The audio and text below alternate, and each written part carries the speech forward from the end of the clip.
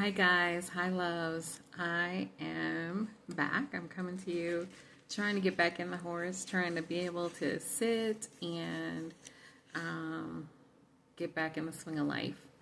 For anyone who's had a slip disc, it is no joke, no fun, and more than a notion.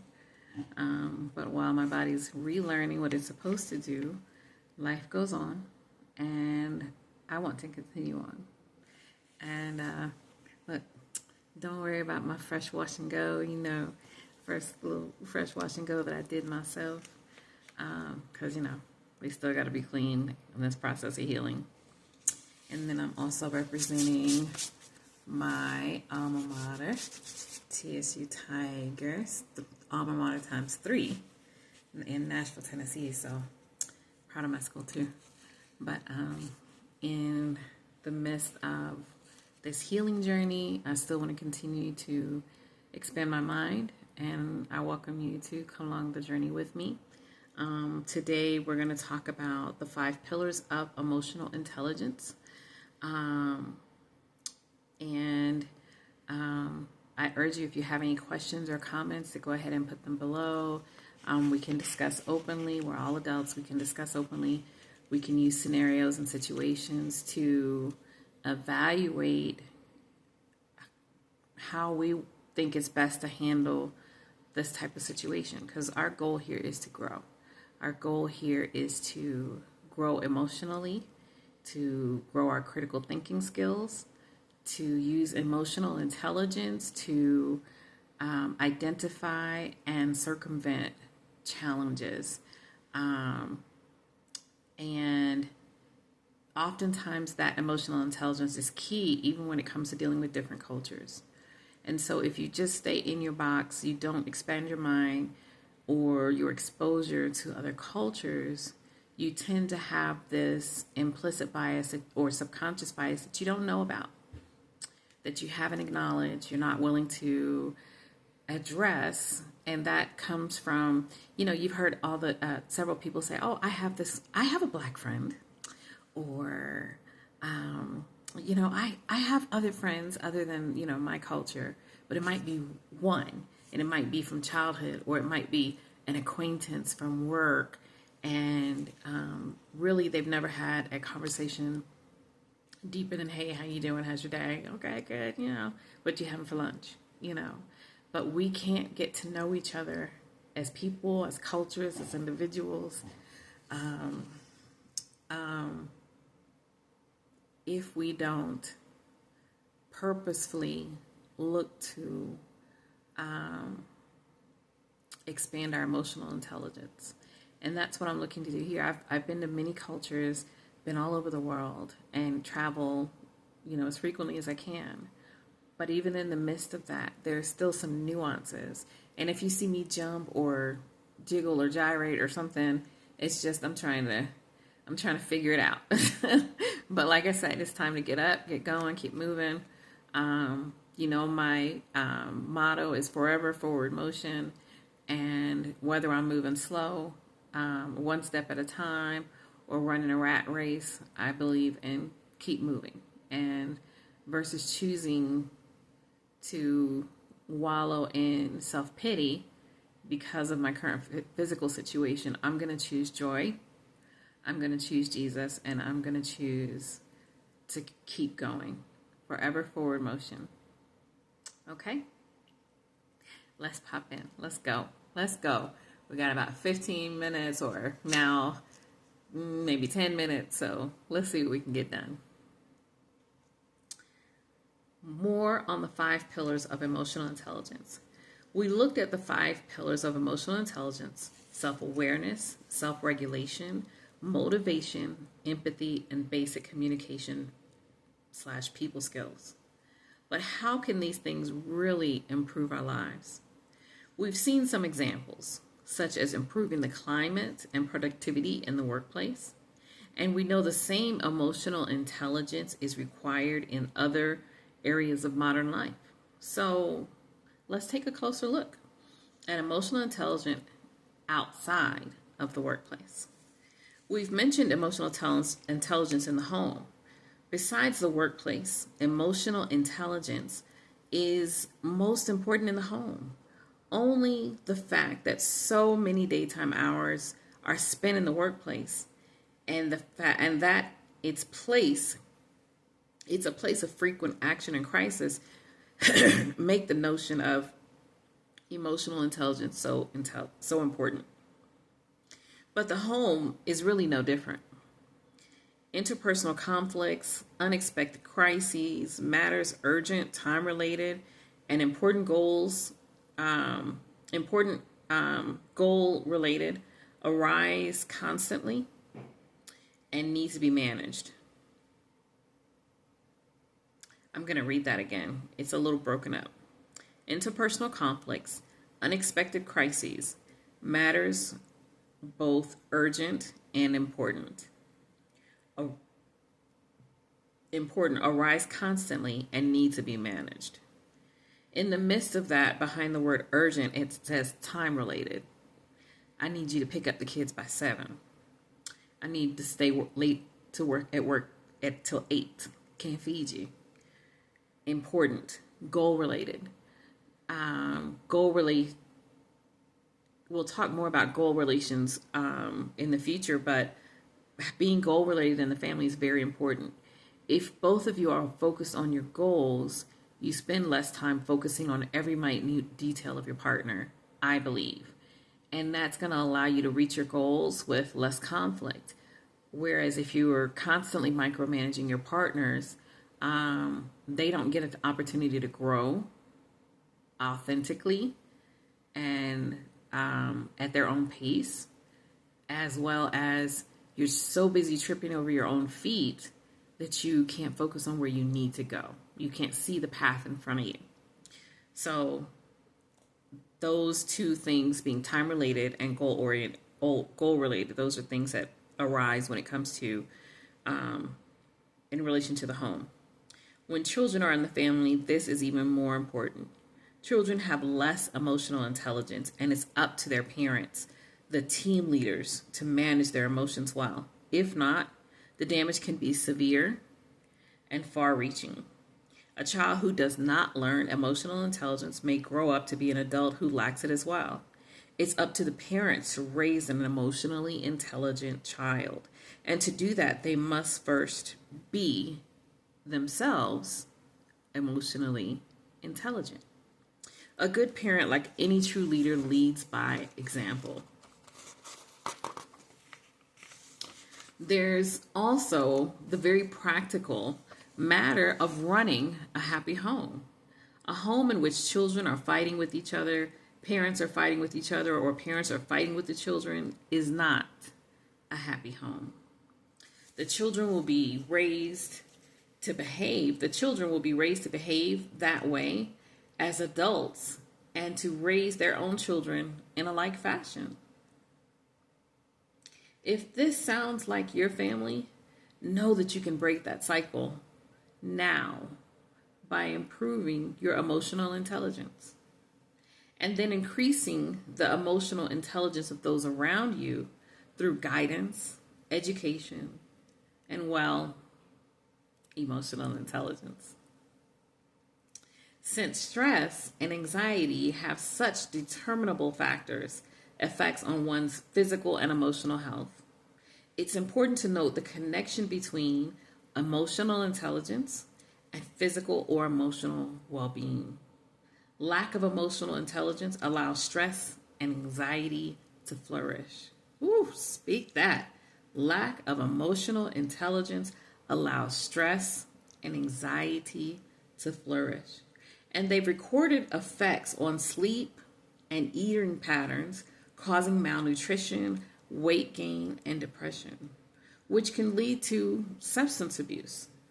Man, wow, can any of you think of someone in your family that suffers from anxiety, that suffers from eating disorders or sleep disorders, and they communicate to you that it's related to stress?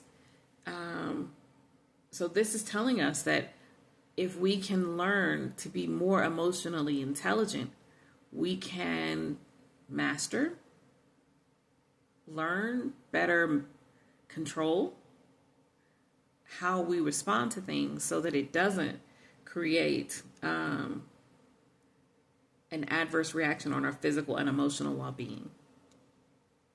So emotional intelligence is crucial to a long and healthy life.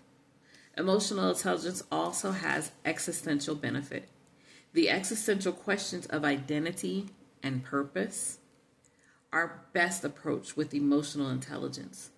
These aren't mathematical questions, after all, but questions about the meaning of life. They plumb the very depths of the mind and soul, and intellectual intelligence is not enough to find a satisfactory resolution. In fact, the very concept of success itself is predicated on emotional intelligence, because those who have it enjoy a smoothness of functionality in life which naturally leads to their increased socialization. This leads to opportunities, and those are gateways to success. Emotional intelligence is something that others pick up on, especially if they are sources of the emotional crisis. Emotional intelligence engenders gratitude and respect, and those are the qualities which lead to opportunity and the success which may follow. Are you emotionally intelligent? We've already touched on a few of the hallmarks of emotional intelligence: willingness and a desire to succeed and to help others succeed, empathy, self-awareness, and passion. But if you are truly emotional intelligent, you'll also need curiosity, self-awareness of one's deficits, and passion for knowledge and self-improvement create curiosity about new information, better methods. Curiosity is the hallmark of a growth-minded individual, which all true leaders are. True leaders are also emotionally intelligent. The emotionally intelligent should have an analytical mind too, in order to process the causes of their own emotions and the emotions of others. Remember that emotion is not rational, but reason can undo emotion. Therefore, a true leader and the emotionally intelligent know when to reason. They can analyze cause and effect and better manage their own emotional expressions and how to deal with the emotions of others. This sounds like something I need to focus on, how to deal with the emotions of others. Those with emotional intelligence also have a kind of faith. It's not religious faith necessarily, though that may come into play. It's a matter of having faith in one's own emotional intelligence. Once one is emotionally intelligent, they must utilize that intelligence in a practical fashion. And that takes discipline, mastery, and confidence. The emotional intelligence have faith that their EQ will serve them and others well. They have faith in the techniques which are the hallmarks of EQ and other communication techniques presented in this book. And there's no reason for the true leader not to have faith, as these techniques are research-driven and time-tested. Needs and wants are imperative to consider when looking at emotional intelligence. Abraham Maslow's hierarchy of needs illustrates which needs are basic: food, drink, shelter, and which are psychological: love and belonging, and some which are related to self-fulfillment: aesthetic or spiritual or other self-actualization needs. Wants, on the other hand, are indulgences which may bring pleasure, but which are not necessary. A bigger house, a fancier car, the latest iPhone are all wants, not needs. The emotionally intelligent know the difference, but the emotionally unintelligent do not and will often confuse the two. They may need a fancier car or a new iPhone, or at least they think they do. The emotionally intelligent are generally optimistic because they're confident in their approach and their keen understanding of those around them. This leads to a general positivity and is conducive to effective leadership styles such as coaching and democratic styles. The emotionally intelligent are often adaptable as they have core standards, well-grounded, and they know they can handle any unexpected crisis, which may throw their team into emotional disarray. The emotional intelligent are also agile enough to know when to change course, to admit when something isn't working, or when something else could work better. They accept this without regard to their ego or personal insecurities. As any true leader would do, like everything about emotional intelligence, this is critical in the home or in social situations as in the workplace. The emotionally intelligent tend to be shapeshifters, adaptable to different circumstances and situations. Emotions tend to be chaotic and may erupt out of nowhere. And so the emotionally intelligent can quickly adapt to a new situation and accommodate it appropriately. I don't know about you guys, but this is definitely a skill I want to improve. You have several people around you, whether it be work, home, family, friends, that sometimes their emotions, just pop out of nowhere. And as emotionally intelligent beings, we want to be able to manage and handle that without it becoming a bigger situation. So that's a great point. Emotionally intelligent people are very rarely perfectionists.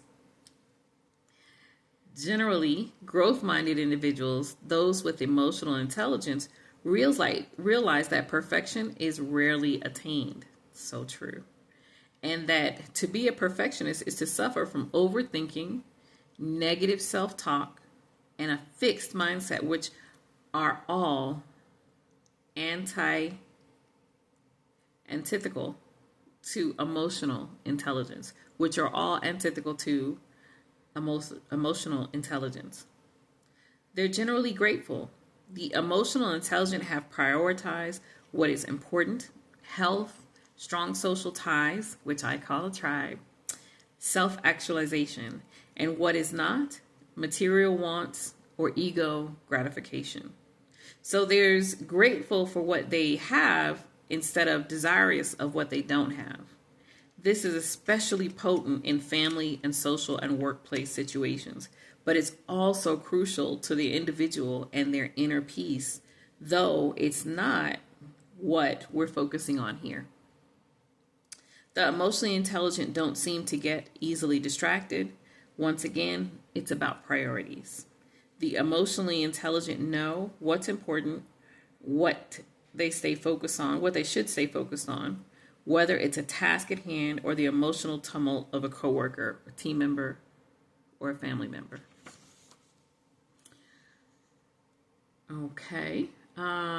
Emotionally intelligent people generally have well-balanced lives with a fair amount of work and play, social and private time. This is because they're more confident than most, less insecure, and more capable of achieving their tasks to relieve the need for overwork. The emotionally intelligent tend to embrace change. They don't fear it. Their confidence allows them to see the opportunity in the perceived crisis, the growth-minded true leader. And emotional intelligence knows that change is both necessary and unavoidable, and looks forward to the positive results the change may bring. Do you have those qualities? Are you lacking in some but not in others? The more of these qualities of emotional intelligence you have, the more effective a leader you'll be, and the happier a person you'll be too. So guys, I think that's a good place to stop. The next time we're going to talk about measuring our emotional intelligence. But what do you think? Do you think that you are a person that has those qualities we talked about? Do you think that you're lacking some of those? I know that there's definitely some that I feel like I want to improve on, or be more efficient in. And there are also, more qualities. Let's just see, more of these. The person that has more of these qualities of emotional intelligence, the more effective leader you are, which means that people will follow you or flock to you easier. They'll look to you for solutions. They'll look to you to be the calm in the storm. So self-evaluate, make some comments below. Feel free to subscribe. That way you can know when I post another video. I was trying to get to every other day, but this situation is a day-by-day situation, so it depends on how I feel. But thanks for sticking in with me. It's been a great 20 minutes. Feel free to ride and listen, cook and listen, shower and listen. I hope that this gives you some good information, the same as it's giving me, and I look forward to reading with you again in the future. Good night, loves. God bless. Stay safe.